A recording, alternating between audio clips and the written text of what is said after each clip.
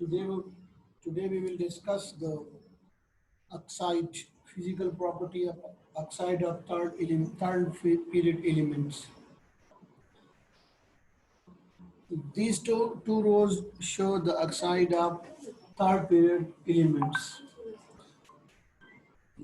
The oxide in the top row are known as the highest oxide of the various elements.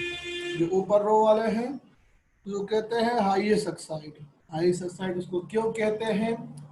क्योंकि उनमें oxidation state oxygen का जो element है तीसरे period का उसका सबसे ज्यादा है।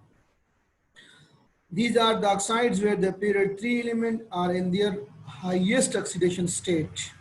In these oxides, all the outer electron in the period 3 element are being involved in the bonding formation just as one with sodium to all 7 of the chlorine outer electron. यानी अगर हम ऊपर वाले रो में ऑक्साइड्स में देखेंगे तो sodium ने ऑक्सीडेशन स्टेट +1 है, जबकि क्लोरीन का Cl2O7 में देखे तो +7 है। यानी यहाँ पर एक इलेक्ट्रॉन से लेकर 7 इलेक्ट्रॉन तक इन्वॉल्व है। यानी ऑक्सीडेशन स्टेट ऊपर वाले में सबसे ज्यादा है, क्योंकि ऊपर रो में क्लोरीन का ऑक्सीडेशन स्टेट Cl2O7 में +7 है, जबकि दूसरे में +1 है। तो ये तो जनरल है। अब आगे हम जाते हैं, इसकी प्रॉपर्टी देखते हैं, स्ट्रक्चर्स। इन ऑक्साइड के स्ट्रक्चर को हम देखते हैं। The transition structure is from the metallic oxide containing a joint structure of ion on the left of the period, while the adjacent molecule covalent oxide, silicon oxide, in the middle to the molecular oxide on the right. यानी अगर आप पिछले slide में देखेंगे तो यहाँ पर ये मेटालिक ऑक्साइड है, तो इसका इनकी जो स्ट्रक्चर है वो इस तरह होगी कि वो आयन से बनी होगी। ये जेंट स्ट्रक्चर है उसका सिलिकॉन का, और फिर इसके बाद ये मॉलिक्यूलर स्ट्रक्चर है। हम एक एक को डिस्कस करते हैं। द मेटालिक ऑक्साइड यानी सोडियम, एल्यूमिनियम और magnesium. Sodium, magnesium, aluminium oxide structure diagram is same as sodium chloride. यानी ये क्यूबिक स्ट्रक्चर है, सेंटर्ड फेस्ड क्यूबिक स्ट्रक्चर। इनके ऑक्साइड का स्ट्रक्चर क्या है? सेंटर फेस क्यूबिक स्ट्रक्चर, यानी ये क्यूब की तरह, क्यूब की शक्ल में है, और जिस तरह सोडियम क्लोराइड का शेप है तो इनके ऑक्साइड का भी इस तरह शेप है। जैन कोवेलेंट ऑक्साइड यानी silicon dioxide. Crystalline silicon has the same structure as diamond, यानी सिलिकॉन का जो स्ट्रक्चर है वो डायमंड की तरह है, सिलिकॉन का tetrahedral. To turn into silicon oxide, each silicon atom is bridged to its neighbour by an oxygen atom. जबकि सिलिकॉन ऑक्साइड में क्या है, हर एक जो दो सिलिकॉन है उनके दरमियान एक ऑक्सीजन कोवेलेंटली बॉन्डेड है।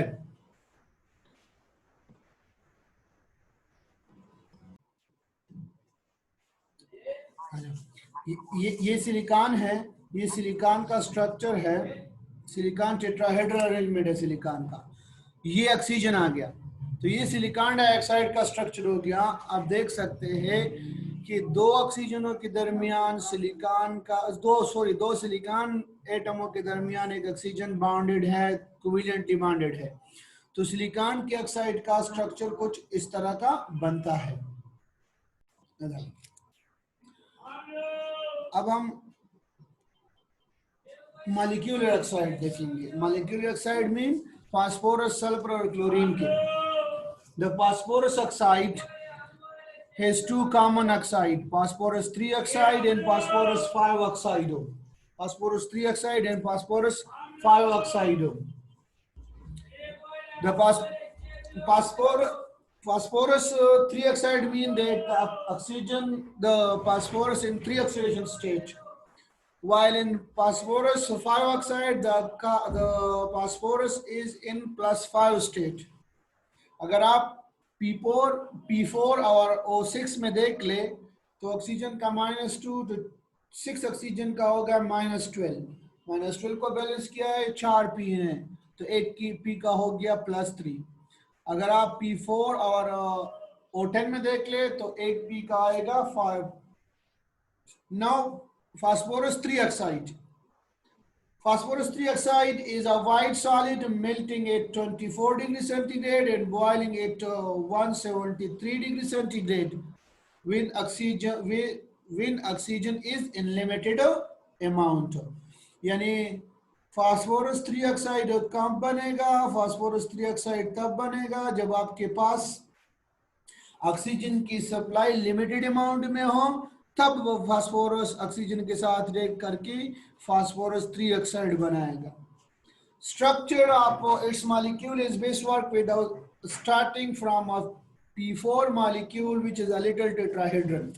ये P4 मॉलिक्यूल है। जिस तरह मैंने आपको सिलिकॉन का दिखा दिया, सिलिकॉन का टेट्राहेड्रल है, तो P4 का भी टेट्राहेड्रल है।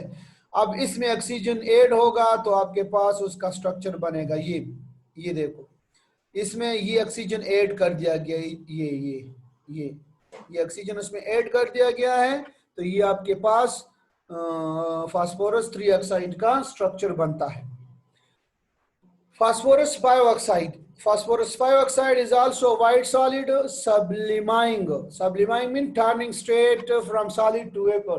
Sublimation is the process in which solid is directly converted into gas without passing to the liquid. तो phosphorus 5 oxide ये sublimine होता है, और ये कब बनेगा? ये उस वक्त बनेगा जब फास्फोरस ऑक्सीजन की एक्सेस अमाउंट के साथ रिएक्ट करेगा, जब आप सप्लाई ऑफ ऑक्सीजन ज्यादा होगी। In this case the phosphorus uses all 5 of its outer electron in the bonding.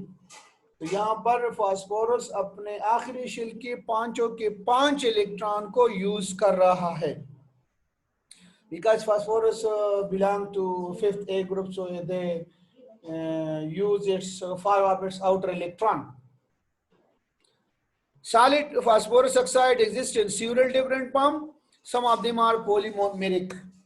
ये different शक्लों में रहता है। Polymeric mean, poly mean many, mers mean unit, यानी large number of P4 O6, ये large number इकट्ठे होकर आपस में एक पॉलीमर बना देते हैं, एक चेन बना देते हैं, एक लंबा पॉलीमर बना देते हैं। The most common is simple molecular form and this is present in the vapour. और जो सबसे ज्यादा मिलता है वो ये वाला है, दिस कॉमन ये वाला है, फास्फोरस 5 ये वाला है, ये सॉरी फास्फोरस 5 है, ये फास्फोरस 3 का है। तो ये दो स्ट्रक्चर है फास्फोरस ऑक्साइड का। अब हमारा नेक्स्ट जो है वो है सल्फर की oxide. Sulfur has 2 common oxides, sulfur dioxide यानी sulfur 4 oxide and sulfur trioxide means sulfur 6 oxide। ये sulfur 4, ये जो 4 का रोमन फिगर लिखा हुआ है, it tell us about the oxidation state of sulfur। SO2 में आप देख ले, oxygen is -2, so 2 oxygen has -4 and this -4 is balanced by +4. Similar is the case here. So we first discuss sulfur dioxide। Sulphur dioxide is a colourless gas at room temperature. आप लोगों को तो पता होना चाहिए सल्फर डाइऑक्साइड, क्योंकि हमारे body में जब मेटाबॉलिज्म होती है तो अगर हम सल्फर कंटेनिंग फूड खाते हैं तो सल्फर की मेटाबॉलिज्म से सल्फर डाइऑक्साइड गैस मिलता है, जो एक खास स्मेल के साथ फिर आप लोग खारिज करते हैं। It consists of simple SO2 molecule. The sulfur use 4 of its outer electron to form the double bond, and the oxygen leaving the other 2 is a lone pair on the sulfur. अब क्या होगा? Sulphur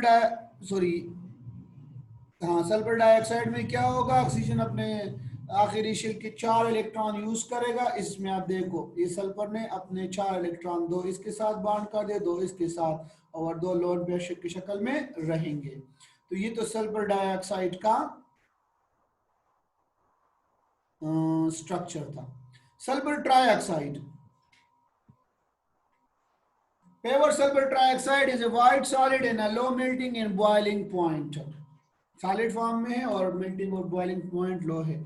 Gaseous sulfur trioxide consists of simple SO3 molecule in which all the 6 of the sulfur outer electron are involved in the bonding. अगर sulphur trioxide gaseous शक्ल में है तो ये सिर्फ मॉलिक्यूल की शक्ल में रहेगा। सल्फर ट्राइऑक्साइड यानी SO3 की शक्ल में रहेगा और SO3 में सारे मॉलिक्यूल सारे आउटर इलेक्ट्रॉन सल्फर इस्तेमाल करता है। Well, there are various forms of solid sulfur trioxide. The simplest one is triamer. Triamer mean tri mean 3 mar mean unit. लेकिन सॉलिड में ये मॉलिक्यूल शक्ल में नहीं रहेगा। सॉलिड में ये पॉलीमर बनाएगा। तीन मॉलिक्यूल आपस में इकट्ठे होंगे, 4-5 ज्यादा भी हो सकते हैं। लेकिन जो सिंपलेस्ट फॉर्म है वो ट्रायमेरिक है। ये ट्रायमेरिक फॉर्म है, देख लो 1 2 3 एक रिंग शक्ल बनाएगा। लेकिन ज्यादातर जो सल्फर ट्राइऑक्साइड है वो पॉलीमेरिक शक्ल में रहता है। पॉलीमेरिक शक्ल में का मतलब ये है कि large number of molecule they combined with one another to form polymer. ये पॉलीमर की शक्ल में है। यही तो वजह है, ये तो क्वेश्चन है, ये क्वेश्चन आ सकता है कि why sulfur dioxide is in gaseous state and sulfur trioxide is in solid state. This is the reason that is why sulfur trioxide exists in solid form. यानी सल्फर ट्राइऑक्साइड पॉलीमर बनाता है, इसी वजह से ये सॉलिड फॉर्म में है।